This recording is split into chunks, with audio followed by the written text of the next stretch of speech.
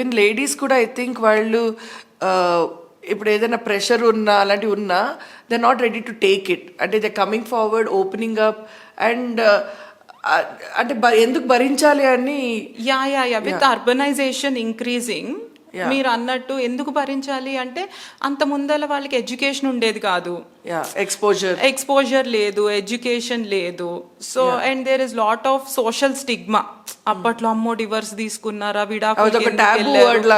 సర్దుకోవాలి కదా, పిల్లలు ఉన్నారు కదా, లేకపోతే ఇప్పుడు అంతా ఫ్యామిలీకి అంతా షేమ్ వస్తుంది ఒకళ్ళు డివర్స్ తీసుకుంటే ఫ్యామిలీలో, లేకపోతే నెక్స్ట్ సిబ్లింగ్ కి ఎలా బిల్డ్ అవుతుంది, ఇలా రకరకాల ఫ్యాక్టర్స్ ఉండేవి. But luckily they are diminishing. ఇప్పుడు అంత సోషల్ స్టిగ్మా అంత లేదు అప్పుడు మన పేరెంట్స్ జనరేషన్ తో కంపేర్ చేస్తే ఇప్పుడు చాలా వరకు తగ్గింది.